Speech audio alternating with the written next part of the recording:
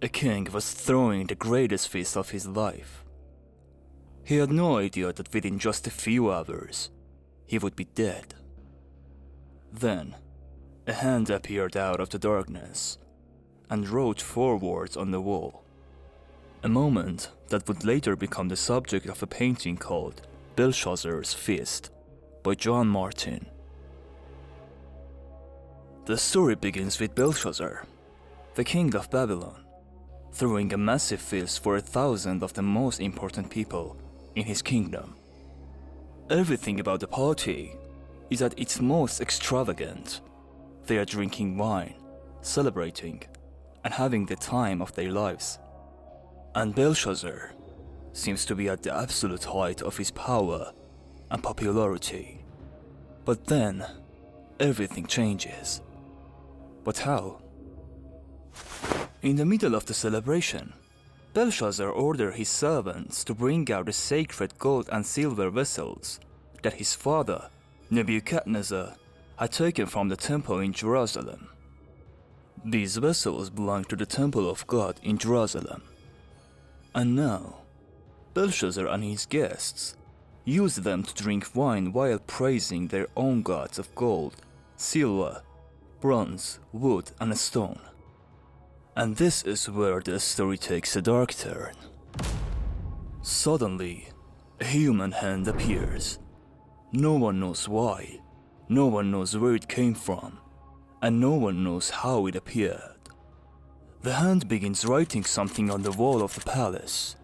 These mysterious words are written on the wall in Hebrew by a hand that seems to belong to no one. And just like anyone else would, the king is completely stunned, then terrified. But here's the real problem. The king has absolutely no idea what the words mean, and neither does anyone else. Not the wise men, not the magicians, and not the astrologers of Babylon. Then, the queen introduces someone who might actually be able to read the writing. A man who, back in the days of Nebuchadnezzar, had been able to interpret dreams and uncover their hidden meanings. His name was Daniel. Daniel is brought before the king. Belshazzar promises him royal clothing, gold, and a position of great power if he can interpret the writing. But Daniel refuses to do it for a reward.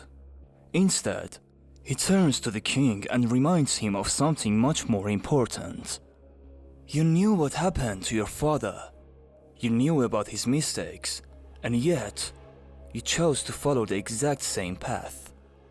And this is where the story becomes much more personal. It's no longer just about a mysterious message on the wall. It's about the king himself, his pride, his arrogance, and his belief that he was untouchable.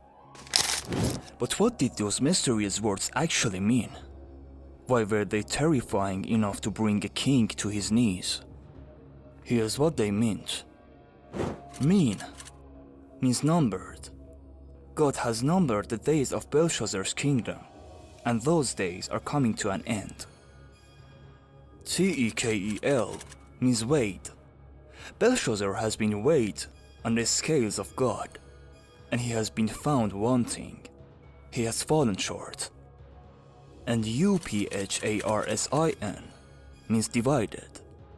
Belshazzar's kingdom will be divided and handed over to the Medes and the Persians. And here's the terrifying part.